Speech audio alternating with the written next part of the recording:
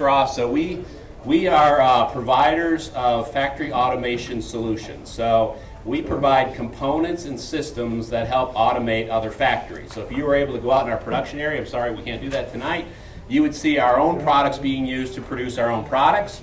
If you would go into any other Bosch or Bosch Rexroth facility, you would see the same thing. If you go into any major automotive manufacturing company, you'll see our automated conveyor systems, our robotic systems being used to produce cars, parts of cars, sub-assemblies for cars. Okay, so that's a big market for us, as well as machine tools, semiconductor, making chips is a big automation. We're part of that. Medical technology, aerospace, those are the major markets we're in.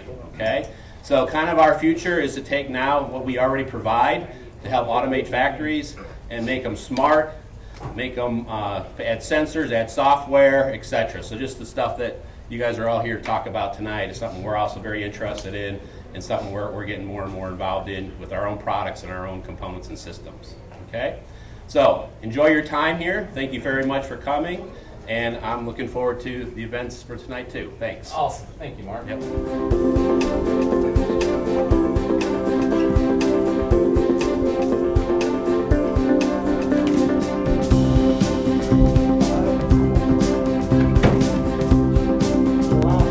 All right, welcome everyone to Charlotte IoT. And I'm really stoked at the growth of this group and really stoked for this meeting here at Bosch. It really shows how important IoT is in Charlotte and Industry 4.0. I'm really excited to see the demo stuff later, but we've got 954 members and we're pushing 1,000. So I can't wait till we break 1,000. We'll have to do something, throw a party or something. And this group, we focus on learning, and it's for everybody. And it's for kids, it's for grown-ups, it's for moms, dads, anyone who wants to learn about IoT. Business people, come to our meetings. We do lots of hackathons, we do lots of technical presentations, and we focus on the fun side of IoT, which is getting dirty and building stuff and then talking and learning. And the reason why this group is amazing is we have an amazing board. It takes a whole village to put this together, and everyone contributes in a lot of different ways. We have roles, but people do like way beyond what their role is. And Graham couldn't be here tonight because they're nominated for a Blue Diamond. The Blue Diamond Awards are also tonight. And so wish them luck that he's going to get the Blue Diamond, or their company. And Rob, over here, he's our hands-on lab coordinator, and he facilitates all the labs. He does a lot of the content, and it takes a lot of work to throw these hackathons together, and Rob's just amazing. Joseph is our media guy. He streams everything. He's also kind of a go-to guy. Anything you need, he gets it done. Mike is our swag guy. And he's got amazing swag. And he hooked us up with Hackster. He's been a great partner of ours. And Hackster just, I've got a slide I'll talk about in a little bit, gives us amazing swag. And he also talks to other community leaders to bring us stuff. And he's another one of those guys who just gets stuff done and is amazing. Christoph is one of our new members to the board. And he's helping on like big events, and we're changing up a little bit on the Queen City IoT Day, but Christoph is, like everyone in the group is just like any problem you have, they get it done. And what I love about him is we just talk on Slack and all of a sudden something happens and it gets done, and it's amazing. Glenn is our latest member to the board, and he's an awesome social media guy, and he owns a web business, and they're going to take our marketing to the next level. And maybe that's why we have so many people here tonight. It's already working. So, I'll take full credit. Yeah, thanks for everything you guys all do. And Joseph created our YouTube channel. So this meeting's streaming live, and we usually get about 30 or so additional people to watch our meetings who aren't here. And then what's really cool is if there's something you want to refresh yourself, like you saw something neat in the meeting, go to YouTube and rewatch it, and you can just watch it over and over again. It's awesome. we've got a Slack channel, and Mike is inviting everyone who, when you join Meetup, there's a spot on the profile after you enter the normal information to add your email address and add your Twitter. If you do, then Mike sends you an invite to Slack, and we actually are talking a lot on Slack channels. So if you're building something and have questions, that's a great place to ask. And our sponsors tonight, we've got some amazing sponsors, and I've got a special slide for my company, Logical Advantage, I'll talk about in just a little bit. Charlotteiot is completely amazing, and I've got a special slide for them. And Bosch, I want to thank Bosch. You can tell decided to they're going to show us their demo stuff, and Matt and the FIRST Robotics team, Bosch is like amazing in the community, and we've got a real treat in just a little bit to watch the FIRST Robotics team. So much appreciate that. And here's just a little bit about Hackster. Hackster is like completely amazing. We've got a hackathon coming up, and they gave us 2 Amazon Echoes for it, and they also give us $200 every month, and it's just a credit card, and we get to spend it on well, there's some limits, but they're really amazing, and we buy swag, and we buy things for the hackathon, and we just buy things to make the group even better. So if you guys would send out a tweet to Hackster and thank them for everything that they do. So we want to keep the swag train coming. And a little bit about my company. I'm one of the founders of Logical Advantage. We've been in business a little over 13 years, and we're a 32-person company. We love to do the hard projects. We love to do IoT, especially if it's industrial. But we've done IoT in the medical space and in racing and a few other spaces as well. But where we see our business expanding is in industrial IoT. And so if you guys have those types of projects, then we'd love it if you talk to us. And if you're also looking for work, then it's always good to be in network and communicate. Oh, here's a project we did, a smart city project we did many years ago. We tagged trash bins. The first city had over 1 million of them. And there's RFID readers on the trash trucks. And so we know like whose trash is at what address. And that way the city can bill if it's based on the size of the bin. In some cities they bill based on weight. And different cities have different games that they play. And we built a system that is now in like 130 cities. So here's something I'm really excited to talk about. It's our hackathon. And it's this weekend, and we're looking for more help. But what we're doing is we did a talk in January that used speech commands to control IoT. And Ben Gotti was in the crowd, and he's like, man, I've got the best idea. We've got a family friend who's a quadriplegic, which means he can't control anything below his neck. And his friend, he gets hot at night, and he has got to rely on family to ask them, can you move my blanket? Can you turn on the fan? Can you turn the light on? He's totally dependent on others. And so with speech controlling IoT, it's totally enabling. And it's really cool that we can build this stuff. And the stuff that we can also buy this stuff. And so we're doing both types of projects. We're buying the things that are easily available, and we're building a connected wheelchair. And on his wheelchair, we're going to have a powered jacket. We can control the temperature of the jacket. We're going to have a powered fan. You control the speed of the fan.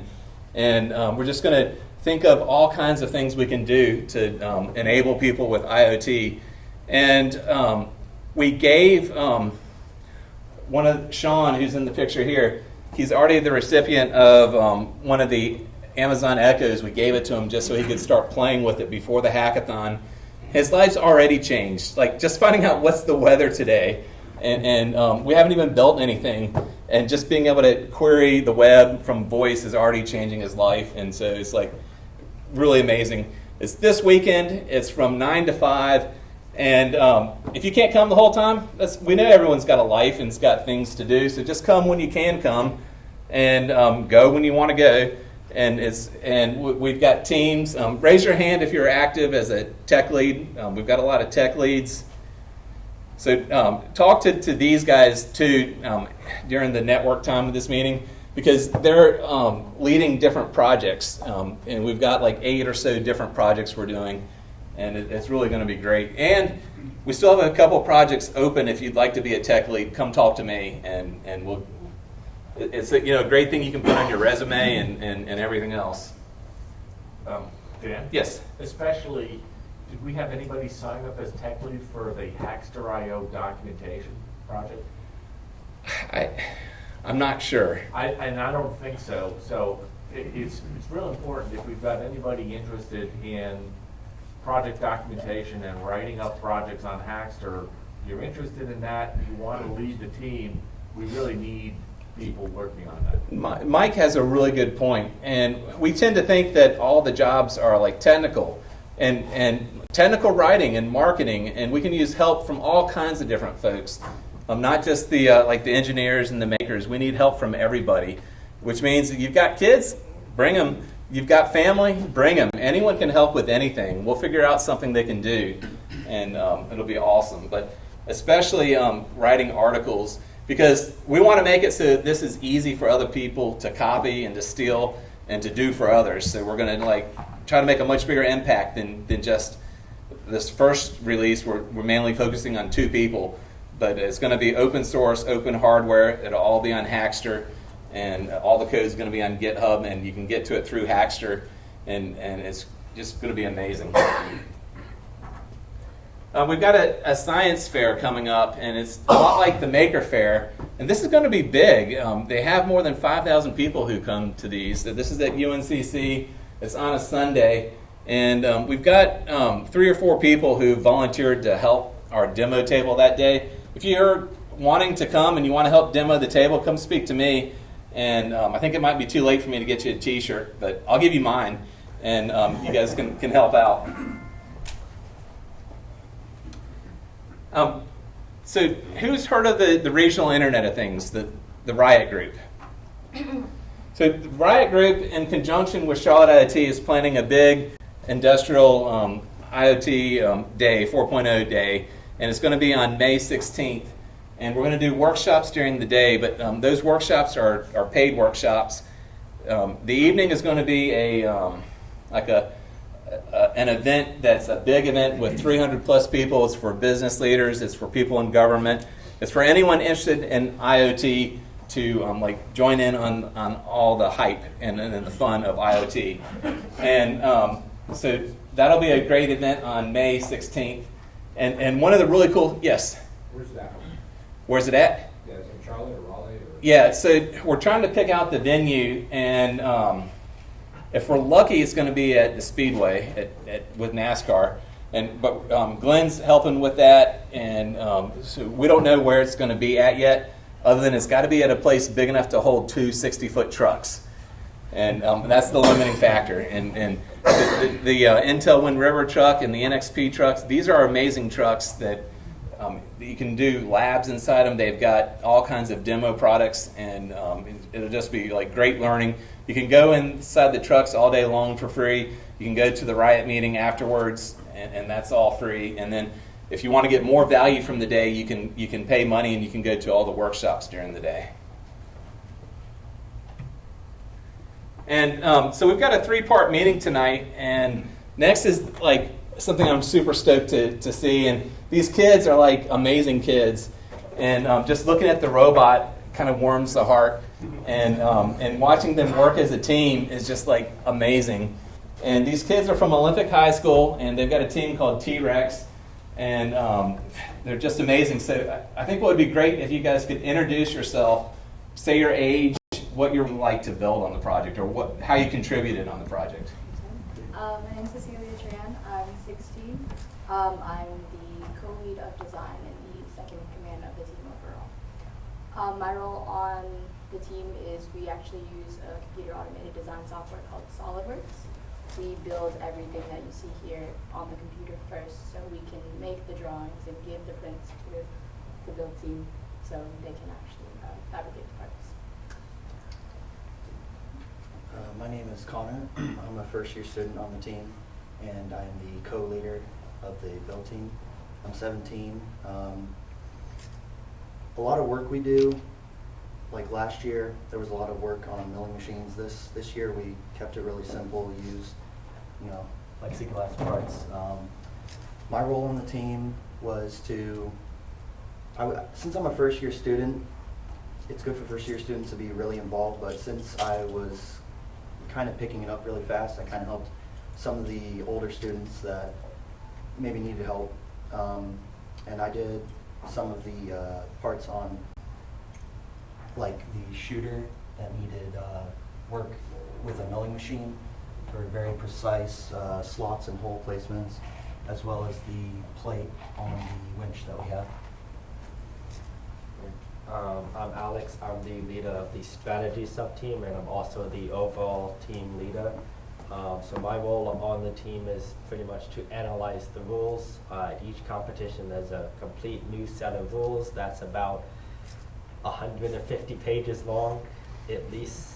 And my job is to analyze that and basically find out what we want to do in the game.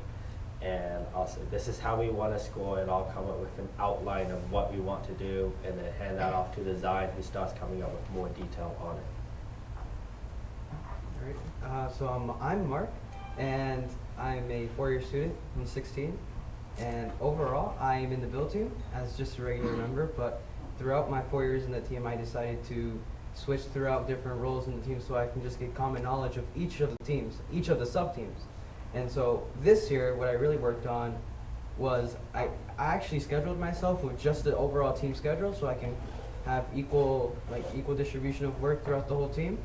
And generally, I'm in the build team, more of my specialty of field. But yeah, that's Connor already explained the basis of build. So, but what I worked on was I assembled the sub-assembly of the Lexan for the actual hopper assembly in the gear slot, and Connor actually milled our shooter right there. So props to him as well for that. But Well, you do a lot of electrical stuff. and a lot of wiring. and a lot of the electrical stuff as well. And more of this year we actually focused on the different type of electrical subsystem using communicated area network adapters, also short for CANs, which allowed for bidirectional slaves basically with different motor controllers for our motors basically. And yeah. Well, I'm Brian Nguyen, and I'm a first-year robotics student, and I am on the coding team, but I don't really do the coding really. I hire other people to do it, and I reached out and started doing wiring, which I found pretty interesting. And with Mark, he helped me out with it too. So yeah. I'm Alex. I'm part of the coding team. So what's really interesting is I'm actually part of the drive team. So during competition or build season, you have 6 weeks, and then you schedule yourself to go to the competitions. And I'm actually the one that drives the robot at the competitions. So I have a very stressful job. It's a unique role, and it's an honor to drive because it's only basically one person out of the whole team that drives the robot. So this year, I'm gonna compare it to last year. Last year I wasn't very involved, but this year it's basically it was my life for 10 weeks, around 3 months. So I helped the code a little bit, but I was more involved during the competition when we were driving the robot around and stuff. I'm Jared. I'm the team leader or sub-team leader of coding. I'm the sub-team leader of coding. I do the stuff that Brian doesn't, Basically, I code all the motor controllers and the values and make sure we can connect to the Rio and the radio and compete in our competitions. Yeah. That's basically it. important. What you might want to touch on autonomous. Oh yeah, so the first 15 seconds of our game is autonomous period where the robot does everything by itself. And that's basically my baby. That's where I go putting all my work in. Yeah. So know where it's at. What? How does it know where it's at? Oh, so we have this chip in it called an IMU. It's a 6-axis chip with a gyro built in it. So we built this thing called an auto trim. You know how like airplanes, you have the little switch where you can use it to drive straight. We basically did that, but we can drive in a straight line multiple times, and it will autocorrect its motor so they'll drive the same speed. Yeah, we can set that up right now. We're connected to the robot. The way we drive, we have this thing called the driver station. We use these really cool joysticks. It's really fun to drive. It's connected to the computer, and the computer basically builds the code into the Rio, which is kind of like the brain. So there's two basically parts of the game. There's autonomous, which we talked about, and then teleop is where the drivers step in and start driving the robot during the game. And that's for 2 minutes, 15 seconds. So this is our autonomous code that we did for one of our, so we have 3 different autonomous codes for each different scoring method that we had in our game. We only used 2 of them, but we had 3. This is the one for just drive straight to put the gear. So we put the gear that goes in that little hopper, and Yeah, the game piece gear is 15 inches. so that was one, but we can also, Don't hit the camera.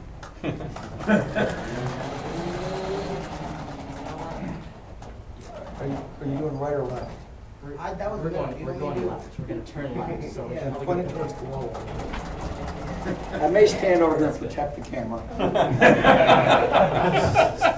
How long have you been doing it? 4 years, and I have bruises on my ankles to prove it. right here. So we can set it up. All don't hit our No, I mean, I'll set it. Just let me know what direction you're going. Set it up It only perfect. runs 8 feet back. Okay. Yes, right. It's on this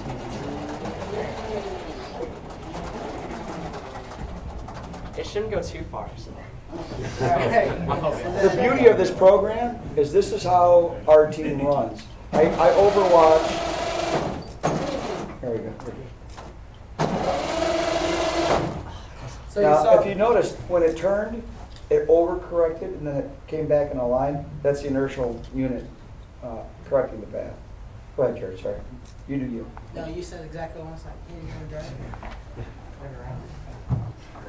Now, these robots weigh 120 pounds, cost $4,000 each. Ours runs at 13 feet per second, and our reputation this season is that of a bruiser. We have a very, very low center of gravity. We have the maximum number of motors in our gear train, and we pushed a lot of people around during that It's competition. running fast. Does that flashing light mean we're in danger?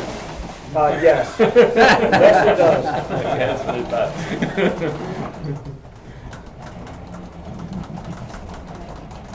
We're going to do a slow run by the aisle. You can take a good look at the robot. Please don't hit anything. I'm trying not to. Yeah, if you've got a bag or a foot in the aisle, If you could might not want to those stay people, there. that'd be good. So you're going to touch the robot you guys like to, you know? Okay. So basically, the reason why we had such a low center of gravity and why we were able to be so defensive, we actually have a tank drivetrain, and that is powered on three sim motors on each side, which is the maximum number of motors that you're allowed to have in the FIRST Robotics rules.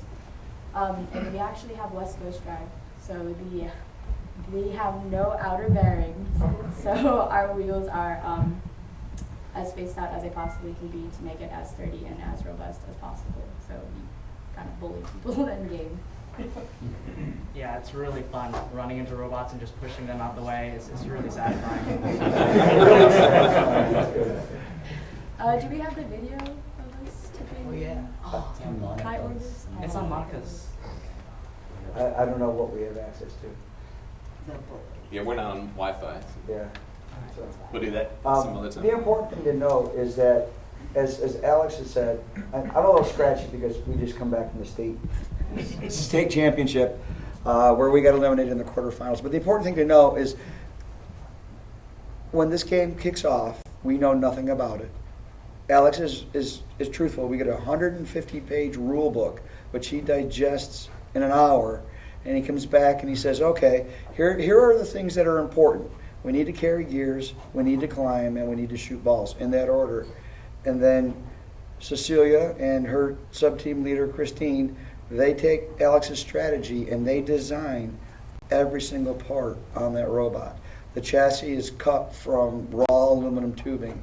The only things on it that are purchased is this West Coast drive is a pre-made gearbox that accepts the spec motors and the drive shaft. Yeah, the wrong instructions.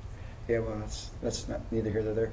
So everything that's on that robot is a thought of a high school student, designed in CAD by a high school student, fabricated by Connor and Company, high school students, assembled, wired by Brian and Mark, again, high school students, and most of it is done just with adult supervision. One of the things that we judge our season by is how involved I need to be. If I've got my hands on the robot, we've failed. And so we've had a good season. I got in it twice at our first competition where we found out that the gearboxes weren't assembled correctly, even though they were assembled per the instructions. And once we fixed it, I haven't touched it since. This is how our season works. They run the team. That is the T-Rex drive team in the core right there. That's what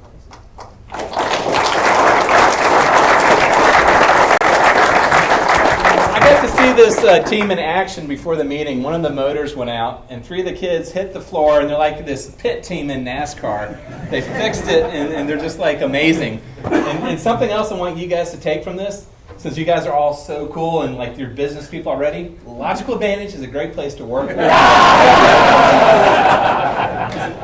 Yeah, because let's keep in touch, because I'm like so impressed with you guys. Thank you. Thank you. Thank you. And now we're gonna. I'm not here. Was there something else? You No, were you- taking questions and answers? Oh yeah. Let's do questions and answers. And ask them. One of the things of this curriculum, this program, is that they need to be able to address an adult properly and answer difficult questions. So have at it. So the statement was that your commercial gearbox was purchased, but everything else was built. But you've probably used electronic components that you Yes. purchased and other things. How did the rules makers and your team discriminate between what you could actually buy off the shelf from as a retail product, like an electronic product, versus something you had to hand make? So for a lot of the electronic products, they give you a list of what they deem acceptable, and basically almost all teams use the same one, although they give you multiple options. We use the ones that we use every year, so it's our go-to electrical products that we use, and yes. Okay, so you got a CAN bus. Did you have specific CAN bus interface circuitry, or did you do a microprocessor and drive the IOs yourself to do that? Actually, and almost the last past 2 years, we've used just a processor from National Instruments called the RoboRio, and that just comes in for the CAN bus. It just plugs Okay. in, and we just collect all that data and use it. Also with the CAN bus, we have PID control, which also allows us to control speed steering autonomous and for different options as well, which really comes in handy with the RoboRio as well. Okay. Yes. So yeah, every team must use the RoboRio, the microprocessor, but you are allowed to some extent make your own circuit to go with it. We actually have to pass a couple of inspections before we do compete to make sure that all of our electronics are. So what's involved in the inspection? They do check to make sure that all of our parts are filed, so there's definitely no sharp edges. None of our parts must exceed, what, I think $400? $400. One individual part may not exceed $400. Okay. And the overall cost of our robot and its materials must not exceed $4,000. And I guess I'll end my question with, on the software team, I understand you were doing, straightaway control. Have you heard about neural networks, and are you interested in neural networks in your future team in terms of AI and intelligent control? I mean, yeah, I haven't heard of it, but I Okay. will research it. All right. Okay. I'll get back to you on that one. I believe that also because with our money limit as well, Euro controllers will probably be a lot more expensive than we were probably thinking to use on especially on just a standard competition bot. Well, I think you might be surprised, but something to research. Yeah. So it is on there. The team, and how do you fund the team?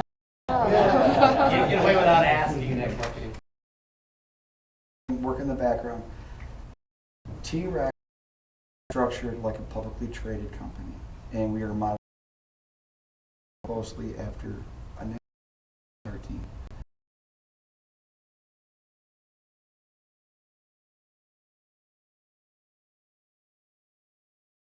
Performance, we solicit sponsorship. And that's why you see all these company logos on the side. Of course, our biggest sponsors, Bosch Rexroth, but SolidWorks gives us about $6,000 in software for free. Olympic High School provides transportation. Phase 3 is a marketing company that does all our logos, does the wrap on our trailer. So the question that I'm avoiding is, what's it cost? Well, our business is structured to support 40 associates. Those are the students. And our annual budget is $1,000 per student. So this is not a small venture. I have a $40,000 annual budget that we get the lion's share of from Rexroth and the Bosch Foundation. And then the balance, the students fundraise by contacting sponsors and saying, hey, this is who we are, this is what we've done. They show them the performance videos. We're only a fourth-year team, and we have 2 blue banners. We have a second place ribbon this year, and all these trophies. So we can back up, our marketing with performance, and sponsors chip in. So it's not an inexpensive sport. Yes, ma'am. How many Charlotte Mecklenburg schools have this same program, and is this just for magnet schools? That's a very good question. One. You are Olympic the High only School. one in Olympic, Charlotte Mecklenburg? Yeah. Olympic High School is actually not a magnet school either. Oh, okay. Now, what is it? Is it just a traditional school? or- It's a public high school, yes. Yeah. Yep. Impressive. And as another sports analogy, Charlotte Hornets is a basketball team, but they play in a league owned by the NBA. If the NBA decides that they no longer want anything to do with Charlotte for whatever reason, it doesn't matter if Charlotte has a team or not, the league writes the rules. Well, the league that we compete in is managed by FIRST US, and their website is firstinspires.org. There's a free plug. They do not require that the team be associated with a high school. So we work in a space managed by a foundation called Queen City Robotic Alliance, QCRA. And there are 3 teams in Charlotte. And then there's a 4th team in Mooresville, not associated with QCRA. But that's the hub of all things robotics at this level. We have another FTC team that works in our same build space. They build at a smaller scale, just as competitive, probably as successful or more. But you don't have to be affiliated with a school. You can have a community team. And so even though all these students go to Olympic, the previous 2 years we had students outside of Olympic High School. So if you've got the robotics bug and you want to try this, if you don't buy in at the top tier, it's a little bit less expensive, but there's a great need for it. So you're looking for donations in kind, materials, parts, services, also, of course, money, Always. and mentors. So also you need mentors to help with this too. Right. Money's always good. Money. We had our grant in August from the Olympic Foundation to start the season, but we were short mentors. It was a great guy, but and so we struggled this year. So if you T-Rex would love to talk to you at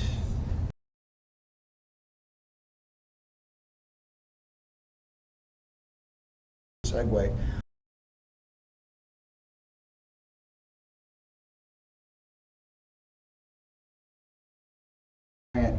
So If we got space. if you've got space, a few thousand square feet, you need a tax write-off, we would love to talk to you. And then you could do robotics every day. Any other questions? I'm a little hoarse because I was screaming at the States. Good screaming, by the way. Yes! These kids, when they spin, Watch your feet. Okay, sweet. One quick speed See if you can hit that couch. So imagine that in a straight line. You couldn't outrun it. All right, thanks. Awesome, just like a T-Rex. I still can't believe how amazing these kids are, and just looking at them and the robot is just bringing a huge smile on my face. And because I lost faith in a lot of our youth, and you guys are just like the ultimate youth, making things that are like amazing, and engineers, and you guys are going to do great things. Awesome. I'm going to introduce Jeff Gard. Thanks. He's with Connected Shoe. Brilliant soul. Oh, I'm sorry, Brilliant Soul. Brilliant soul. Close enough. What is the Internet of Things? Is it hardware, software, or both? Well, chances are you already have it in your pocket. It might be on your wrist. Recently popular are fitness bands with accelerometers and gyroscopes to monitor our activities and heart. Now we have smartwatches which do all of that, play music, and they can answer messages. Smartphones and tablets have replaced maps, secretaries, alarm clocks, entertainment, and now they can control our homes, change the TV, the temperature, security, and lights all from your device. Our cars are even getting smarter with sensors to keep us safe. The Internet of Things is simply using technology to mimic the human experience and simplify life.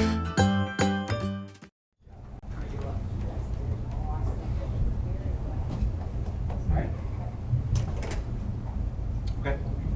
So again, thanks for having me here. Really appreciate it. Ultimately, Clarence Gadapati, we're in the back there, connected us. I presented at the VR meetup in Charlotte just over a month ago. So I'm really happy to be here. And so presenting my company, Brilliant Soul.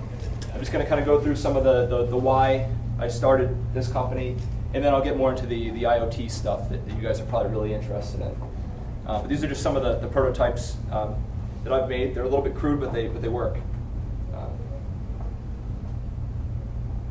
So can I have a show of hands? How many people here have tried a virtual reality headset? Okay, great, a lot of you. Has that been, can I have a show of hands of who's tried like an HTC Vive or an Oculus? Okay, so a bunch of you. All right, so you guys know that. I would just encourage everyone, if you ever see the HTC Vive at a demo, try it. It's incredibly impressive. The mobile VR headsets are pretty powerful, and they definitely give you a taste of what virtual reality can do. But the HTC Vive and Oculus Rift and even the PlayStation VR now, they're impressive. So I'm just gonna, for those of you who have not tried VR, let's see. I hope this will. Is this gonna? Oh, uh-oh. How do we go back there? Oh. There we go. Can I play this? No. Press the space bar. Sorry, guys.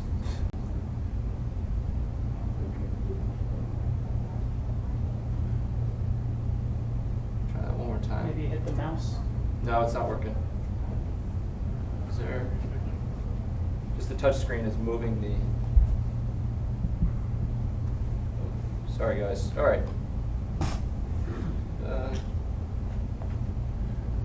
Joe's coming down. Yeah. Where's back?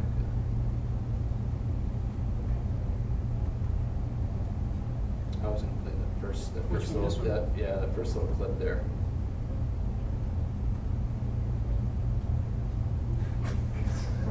It's okay if we can't play it. It's fine. I can kind of run through because again, the stuff that you guys are really interested in will probably be toward the end. Just double click it and then go back to hit present whenever after it's done. So I just want to show you how powerful the medium is. This is a. Can everyone see that? Hopefully. You can't hear it though. While she's talking, she mentions how she would like to be able to see her feet, which is encouraging for me. Augmented reality, right? Yeah. So she actually sees herself in this world out on a ledge. And she's pushed off of it, and she is actually screaming bloody murder right now. So, you guys get the idea. So there is a problem, though, with virtual reality right now. And I bought my first headset just over a year ago in November 2015. I bought the Gear VR headset. That was kind of the first slightly higher end mobile headset to come out. My first observation was that controlling locomotion within these worlds, it's just not ideal. It makes you sick. You use a joystick for some things, and then this particular headset has a touchpad on the side of it, and you would point to certain spots on the ground, which they refer to as teleportation. Those other high-end headsets, same thing. You're pointing the laser spot to the ground, and it brings you to that. If I can get that video to work, it'll show you that quickly. But this is widely acknowledged. I came to find, I talked to a lot of people, and this is a really common gripe that's out there. It's just, this is actually an article from just over a week ago. And this is Upload VR. It's one of the biggest virtual reality blogs that are out there. And if there's one problem we're most desperate for VR to solve right now, it's locomotion. And the people from Oculus, which is owned by Facebook, that's one of the big headset makers there, they don't think that a solution will be ready for years, or an end-all be-all solution.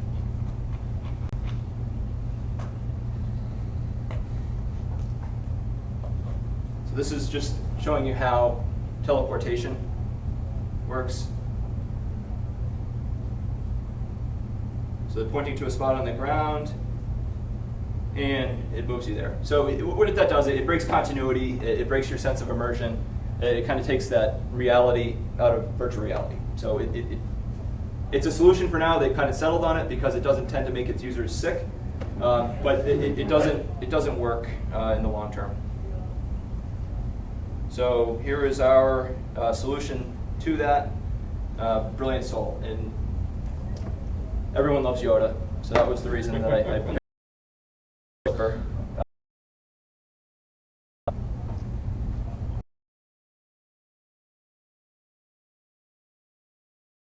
For most people. So we're trying to create different modes and control full range of motion. So kind of like the T-Rex robot there, how they can pivot in place and then move forward. You'll be able to do that, and then also kind of do gradual turns.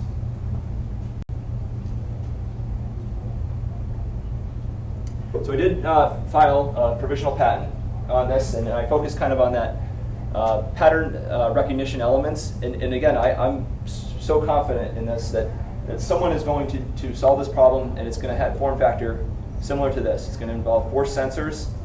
My assumption, I tried what would make it just work. So to be able to auto switch between a walk, move different ways, it's going to switch between those modes automatically. Pan the screen view with your feet. So right now we're working on having it set up where almost like riding one of those hoverboards. That's how you would control that panning in place. So that's the only way to really be able to give you that full range of motion, again, sitting down, facing forward on your couch. The auto standstill detection and full stop detection, that's actually a big problem with locomotion.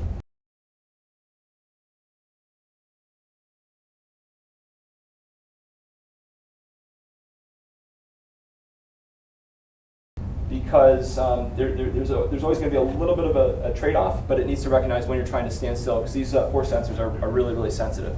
So we need software to solve that problem. Automatic weight calibration, again, between sitting or standing, you're applying different amounts of pressure on your feet. And then to manually adjust locomotion speed. And I'll show you how we're doing that with the app interface. And that's a big deal too, because how we perceive our virtual self moving varies substantially based on height, and then also field of view with the different headsets that are out there, and those vary substantially. So it enables the user to kind of customize that to themselves. So this is this is my design. I'm not a designer, but we're running lean right now, and we're kind of doing what we can. The big focus is on the software backend. That's where all our effort's going to. But the mobile app solves some problems. So first off, again, the adjustable locomotion speed to customize that to yourself. To be able to manually, in addition to the automatic calibration of the 4 sensors. And then to control different, to enable different control types quickly and easily, because it's a fragmented market. So again, back to that first slide, where they don't think there's going to be an end-all be-all solution for years, because again, the market's fragmented. We needed a system that can work with the mobile VR headsets, with the desktop headsets.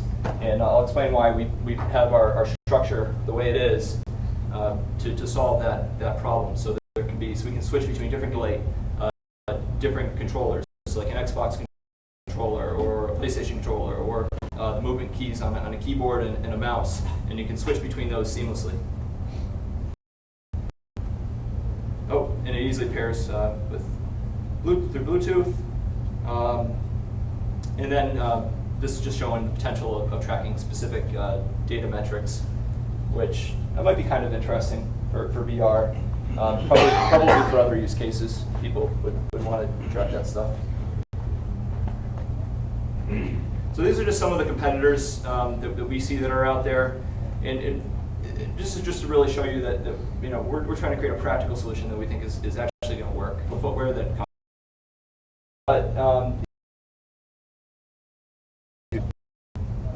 I've had this on. You just could see it. And I said, this is not going to work. They had a ton of investment money, but oh shoot, sorry, just went back there. This is again the Verzoom. Really cool. It's an exercise bike. Another thing I can tell you is it's not the most pleasant thing to sweat in a VR headset. So it is pretty cool though. The 3D runner.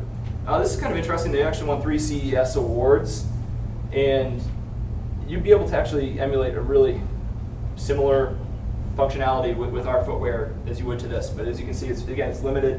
You're limited to sitting down and facing forward, which again, we're trying to make it so you can use it that way, but use it in a bunch of other different positions too. And then of course the gamepad. But that makes people sick and breaks immersion. And VR is best when you can use your hands too. So trying to create, again, high functionality, low cost.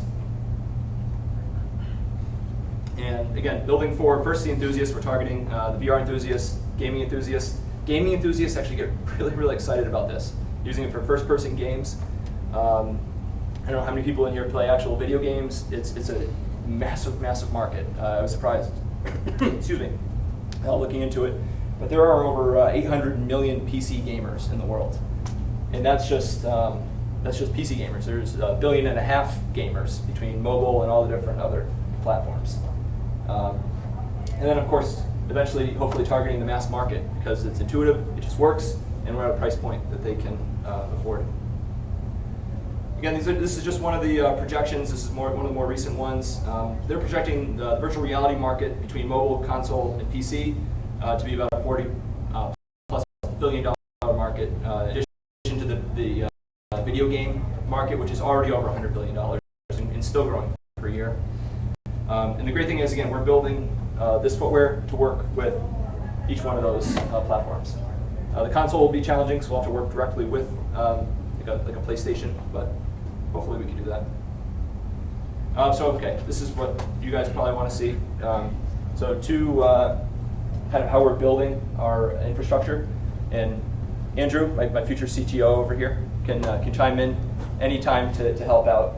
But it is built on AWS, and have it tied to a non-relational database. Right now, we're eventually going to just use the non-relational database for tracking the sensor data, or keeping the sensor data, and then actually a relational database for user data.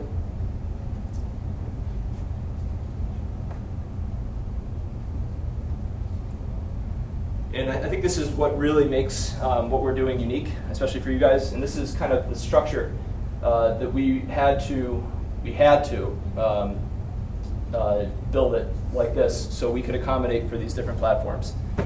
So the sensor data, raw sensor data, being pushed through Bluetooth Low Energy to the mobile app, and the mobile app, if we're using it for mobile VR applications, it will just work for that with an open API, which we haven't built yet. But then that pushes the raw sensor data to the desktop app with an API which we have built, Andrew, if you want to get that ready right now. And I'll come back to this slide too, and Andrew's going to just show you how we have the end-to-end connection working. We have the sensor data working on it. And again, I think that there are a lot of other potential applications that could utilize this architecture. So that's kind of what we are interested in going forward. But locomotion is a big problem. So we have to stay focused on that because there are enough issues that we have to figure out still. So this is our tech stack. So of course, the Bluetooth Smart, we built the mobile app with Xamarin cross-platform, and then we're using Socket.io. It's really fast messaging service. And then the desktop app is actually also cross-platform, which is pretty cool. And that uses Electron.js by GitHub, and then Google Angular, and then of course 2 APIs that we'll have. So which we want to be open and really easy to customize. So we want our users to be able to take raw sensor data and actually program that to whatever they want the output to be. So we think there's some pretty cool applications people will get creative with once they have these. So again, we're trying to build this to be scalable too. So I'm taking this quote from an entrepreneur that I've loved listening to some podcasts where he's been on, Derek Sivers. The best option is the one that gives you more options, and we think that our platform is doing that for us. So we're building this so that partners could really easily customize it for themselves. Kind of pulled the white label stuff off the table for a little bit, but we're considering that. But we would have that capability to do that relatively easily. And then, of course, then the big thing is having that open API. And some of our additional innovation goals. Use motion tracking system to show feet in VR. So actually, the best tracking system right now is it's called Lighthouse. They've open sourced it. It's for the HTC Vive. And actually, the company that's making the chips is based up in Winston-Salem, Triad Semiconductor. So I've already met with them. Again, we have limited resources, so we're really focused on what we're doing now. But eventually, we want to be able to look down and see your feet in virtual reality, and we will do that. And that's actually part of the reason we're keeping some of the sensors separate from actually the microprocessor, because we want to be able to utilize that space for motion tracking sensors. Using haptic motors to enhance immersion and alleviate motion sickness. I can't talk too much about that because we're working on some intellectual property behind that. And then this is a big one. This is kind of a dream of mine. I'm calling it dynamic sensor mapping. I don't know if I stole that from someone, maybe, but so codeless mapping of real event sensor data to customize or to custom controller outputs. So that was kind of that. So also, if you could record a movement and have that actually translate into an output, I don't know. I think people could get creative with that, but that's something we want to work on at some point too. So this is our team. Andrew, of course, right over there. He's an IoT expert. Please, no one try and steal him from me. Alec David, a pretty talented guy working on some of the algorithms, and his brother Ryan has helped out a lot, some of the technical stuff. And then William Fleming, actually, college student from UNCW, and he, pretty impressive kid. The software application that you're going to see was built by him, the desktop application, and he's killing it, doing really good job for us. Some of our advisors right now, Nicholas Knapp. I don't know if anyone knows him. He was in the Raleigh area for a while. He's up in Providence now, but he's working on a custom motion tracking system for virtual reality. You know him. Forrest Marty is a good friend of mine, and he's a really talented guy. He was, if any of you guys know of the startup Next Glass in Wilmington, he was their first CTO. My data guy, he's actually my brother-in-law, but he's a really smart guy. And then Chris Mather is a former tech CEO, and he's an electrical engineer, and he's been helpful recently. So, oh yeah, sure. Sorry. We just want to kind of show you. I'll just talk about the tech stack and mobile development.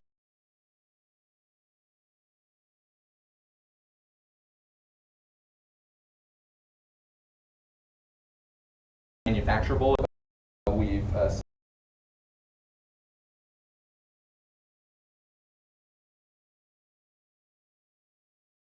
actually using the BGM 113, which is from Sci Labs, and it's, like I said, Bluetooth low energy. So let me see if I can pull up the app.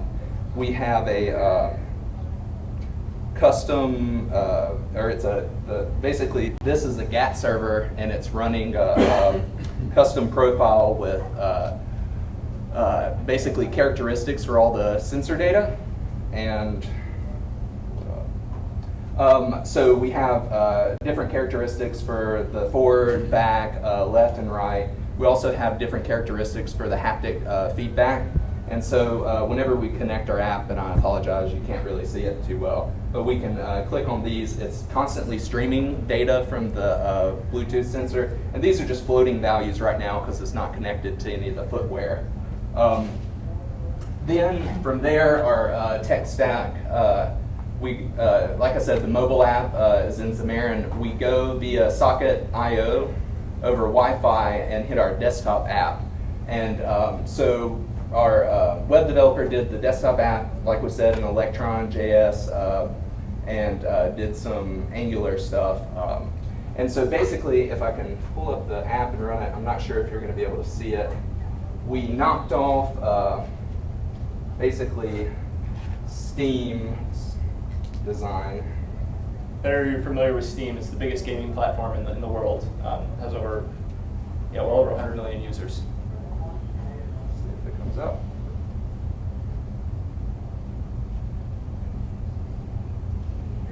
And you may not be able to see it too well. But anyway, we have end-to-end connection, so the mobile app hits the desktop app, and here is just to signify we're going to have different games that you can have different mods and profiles for. And then if I open the developer console, you can see the packets coming in. So we're just dummying up some data right now, but you can also get key presses, and we're going to emulate different controllers and that kind of stuff. Yeah, we want our users to create their own use cases, and we want to make it really, really easy for them to do that.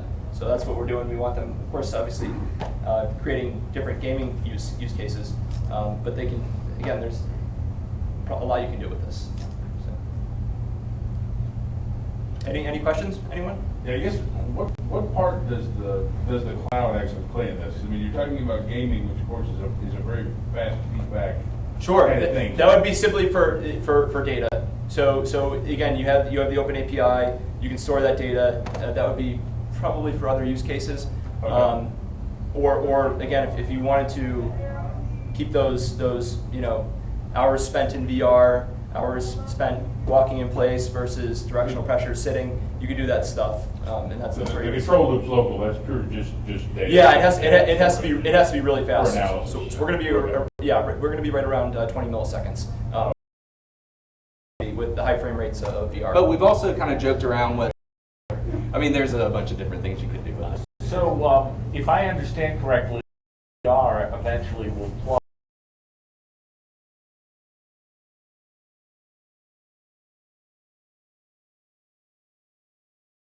Unity, which is obviously Unreal Engine. Epic Games is based in North Carolina. Unity, right now, at least last I checked, 90% of the VR applications are built on Unity. It'll probably be a little bit easier to integrate into. So again, that would make it easier for us to create custom integrations with specific games. But we're hoping that you don't have to do that a lot of the time. We're going to have it out of the box, emulate specific controllers so that it already works. You might want to add a little bit of separate functionality and to play around with that. Okay, so in addition, do you view the API as being separate to driving existing interfaces to current VR? Yes. Okay. Yeah. So I'm curious from a reliability standpoint, what you guys are doing to, we've seen a lot of things like the new Pokemon Go come out and be just, horrible as far as reliability goes and not being able to track it. So, user interface problems or, they didn't even know at what point they started. Google actually had to come and step in a little bit with their SRET to kind of get them up and what are you guys doing from the get-go, since you're building from scratch for reliability? I think it's just keeping it relatively simple. I mean, again, with the accelerometer in each, so each piece of footwear has an accelerometer and four sensors, and then haptic motors for a feedback loop. But just try and keep it as simple as possible. And with those, So you're not like tracking like sensors to see if, hey, I've got no hits for the sensor, maybe I've got a sensor down. we haven't got that far yet. So yeah, we really haven't got that far yet. So. Would this be something that you're actually selling, a type of shoe that can fit everybody, or something that you would put onto a shoe or inside of your shoe? What form factor are you kind of thinking? So we don't know yet. So we, again, we're sticking with, again, the slippers, the flip-flops, which I passed around there, and the insole, actually. That would be a little bit more universal. But again, assuming that the virtual reality video games are used indoors, and again, for the specific use case that we're targeting, locomotion, we just think that it's easy to take on and off, and it's simple, cost-effective. Again, we're trying to eventually hit a cost target of around $100 for resale. Since you're already Bluetooth, I'm wondering about, have you already taken beacon data and in terms of tracking and do RSSI and locate yourself within a room based on beacons and stuff? Are you interested in that, or? We haven't done it with this project, but I've done it in the past. We do get RSSI data and stuff to the phone, so we know roughly how far away. But we don't have, if you hooked like, up GPS, you could actually go room to room, and we were interested in taking a convention center. We've heard about what they've done with beacons, and you could basically track people by their cell phone. You could track the feet moving in the thing, and actually people, build a non-virtual game which is virtualized, right? Put them in a box and let them walk around. Yeah, exactly. Back to the form factor question too. We're not sure yet too. We're taking survey input. So right now the leader is the insole, and then second slippers, and then we don't have a big enough sampling yet though. So actually, if any of you, we would greatly appreciate any input. If you want to log on to our website, it's brilliantsole.com. We actually have a survey attached to that. So I'd love it if you could do it in less than 5 minutes. So if any of you would do that at any time, we'd greatly appreciate it. But yeah, that's still up in the air too. So we are early stage. We're trying to figure out a lot of things. Any other questions? You need to create a big logo, hairy Bigfoot, red Bigfoot slipper, and then people can use your slippers. That's our copyright slipper. Yeah. Sure. In terms of I definitely see where you're going to gaming, and that is where I built gaming, so it's going to be cool to get figured out. Cool. Have you thought about sports and different industries like that where they're trying to gain? I know there are some people that have sensors in the shoes and they're athletes and they're tracking all that sort of thing. Sure. Have you kind of looked at what they're doing, or? I mean, again, that's a use case that someone could hypothetically create. There was a lot of IP out there on that. Actually, a company in Wilmington, Sportgate, they're doing that. They're using just accelerometers to track to do gait analysis and see if you potentially have a concussion, and they have IP around that. Yeah, I mean, I thought about that. There's, thinking sports, how important is a first step. So imagine if you could track first step speed and directional first step. I mean, there are a ton of applications for this. I think the market is massive that we're attacking, and it's a tough enough problem that's widely acknowledged. And I think we have a decent head start, and I think we're attacking it from the right angle, and we have the right infrastructure to create that potential end-all, be-all solution that's flexible enough. So what if you had a sorry, That's it's got an echo delay. So what if you had a sole which had 2 layers to it, just like I guess it was a long time ago when ST came and did the MEMS talk with us, but have 2 layers, and where the pressure points happen, that's denoting forward. All have whatever our walking stance is, and you would calibrate it as I'm walking, I'm running, etc. And it's just measuring the wear on the foot, it's touching like my heel, my outside, my ball, my toes. Sure. And you would calibrate the data of this is walking, this is running, and then, you know, there would be a sole that you could put into any shoe, like a Dr. Scholl's type thing. Sure. These blue giga chips are so tiny they could fit right up against your edge. Yeah, they absolutely could. I mean, they could fit, you know, in the arch of your. We're still playing with, again, the ultimate form factor, but the reason to keep it on top, well, a few different reasons. One is that you could have, hypothetically, it would be cheaper for the consumer at least, have a pair of flip-flops, a pair of insoles, and then you have one set of the microprocessor. And then the other thing is the, again, hypothetically speaking, just the chip with the IMU in it could have potential use cases in itself without actually the force sensors, and it just makes it more flexible. And then also the big reason to keep it separate that I initially thought of was for the motion tracking. That was the big idea. So.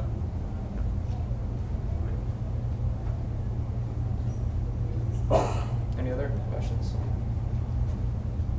All right, guys. Well, hey, thank you very much for having me. I appreciate it.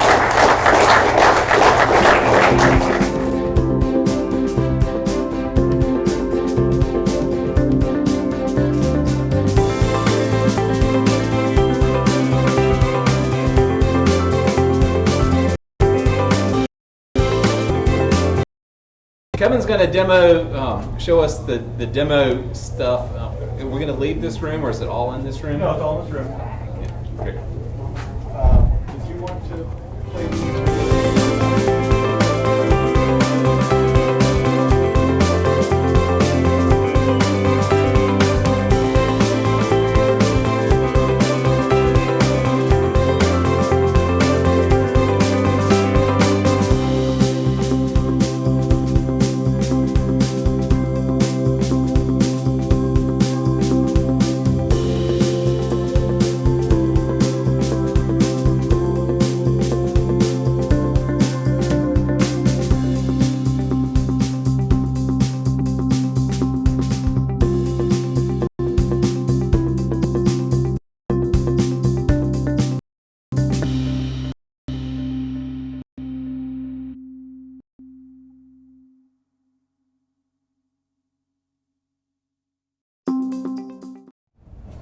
So how many of you have heard of Industry 4.0?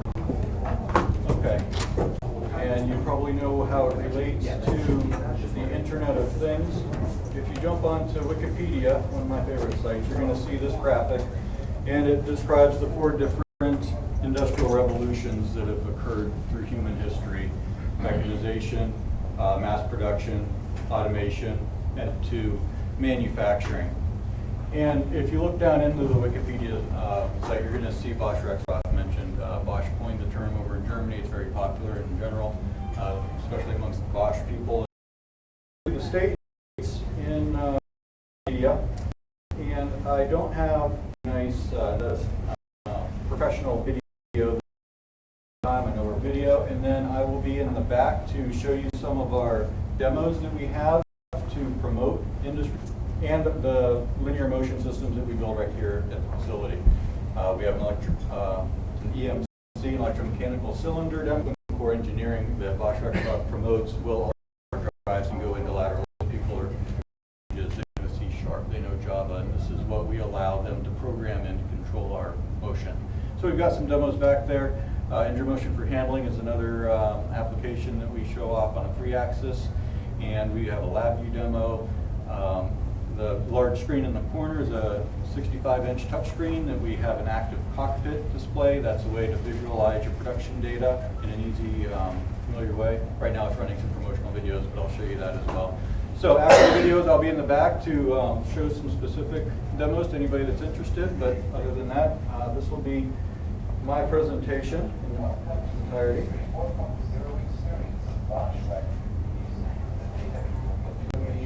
Can you get this any louder? It's only coming through your projector. Welcome to the Industry 4.0 experience of Bosch Rexroth. Take a tour with us and explore the benefits and potentials. Configure the car of your dreams. Let Bosch Rexroth show you how this car will be produced. Your configuration is transmitted to the manufacturer's information systems. The data for your configuration is connected and shared with different systems. This information flows in two directions. On the shop floor, it allocates machine and staff. At the same time, suppliers receive information listing the materials needed for production. Together, manufacturer and suppliers form a value creation network. Our production process starts with a basic chassis. All the needed materials and the chassis get an ID tag, which enables the parts to guide themselves through the factory. This ensures that all products will be in the right place at the right time for maximum efficiency. When the chassis passes the intelligence station, its ID tag is scanned. That data is transferred to the cloud server and the interactive communication platform, the active cockpit. This platform gathers all your cars,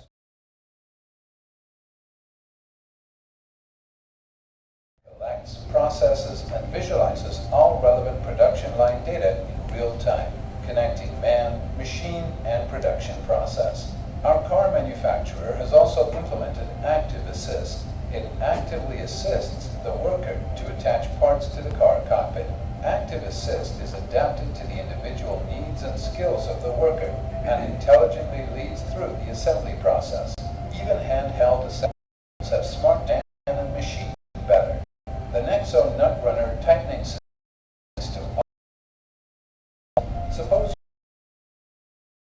and orders for the new seats are sent to the supplier. Now suppose one of these machines is starting to malfunction.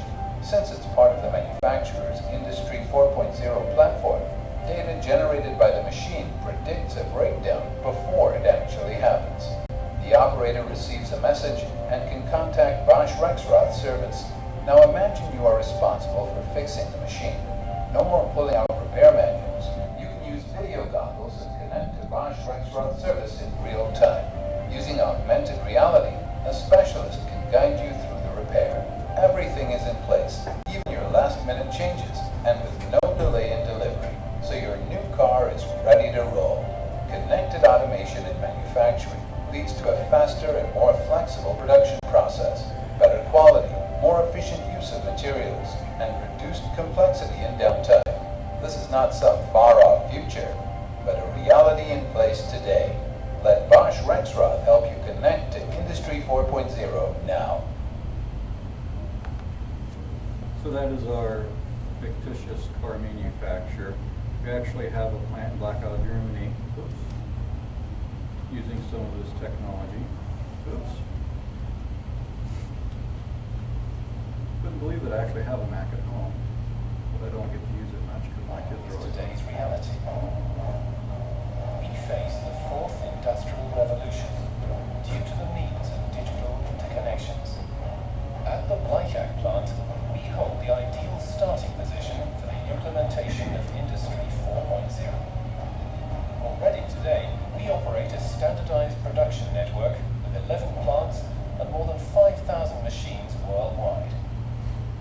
Due to our standardized machines from our in-house special machine building unit, we're able to draw on over 15 years of experience in the field of interconnected production. Here, processes arise which will change the world of tomorrow. The full automation of our flow of material through technologies such as RFID and MEMS streamlines our logistic processes and reduces stocks. Simultaneously, we create transparency along the entire value stream in real time. Our tools know their optimum lifetime because of methodical analyses and measurements. They are subject to standardized maintenance processes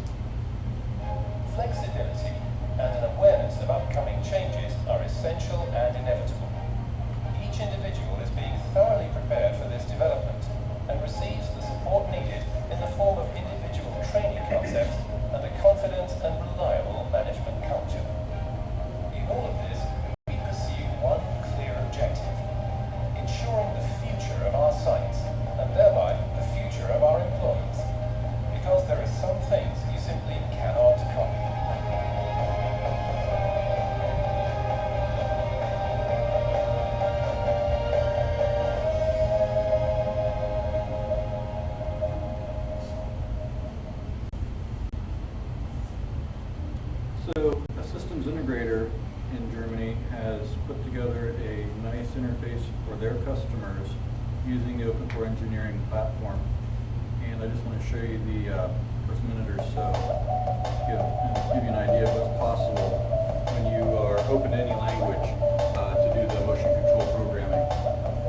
Open Core Engineering by Bosch Rexroth to me is first of all a very courageous step because Rexroth has opened a path directly into the control core, far beyond all previously existing methods and tools. What's more, Rexroth ultimately is also opening up the PLC market for PLC-independent programming. Today, we are able to address and influence the control core of the PLC directly using high-level programming languages in a very flexible and complex way. This is completely new. It's unprecedented. Of course, with this, Rexroth opens up a gateway in the direction of Industry 4.0. From our perspective, Bosch Rexroth is sending a very important impulse with Open Core Engineering and is taking a leadership role with regard to the integration of IT infrastructure from both the office world and from the manufacturing world, with all the advantages that we know today in the domain of PCs. With Open Core Engineering, we are capable of creating apps that form a user interface that's different. This video goes on and on. It's on the web if you want to search for it.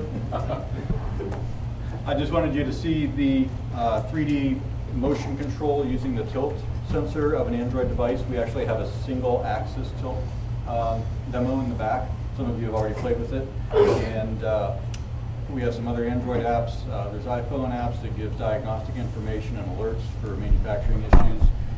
And we've got over 12,000 lines of VBA code in an Excel spreadsheet that will give you a jump start on your programming with conditionals and what have you for making moves. What if the drive isn't powered on when you want to make a move? Well, this is how you power on. What if there's an error? This is how you clear an error. So it'll get you jump started. You can cut and paste from all of our sample code or just use the spreadsheet as is. It's called Easy Motion Test Drive. We kind of had a focus on developing it for our salesmen so they can actually pull out one of our suitcase demos that you'll see in the back and get motion very quickly in front of a customer, and then train a couple points and have it continuously run automatically without having to control it manually, and that's good for trade shows and such. So it's a nice feature of our drives and controls, and anything that's connected to our I/O, like analog sensors, can be monitored.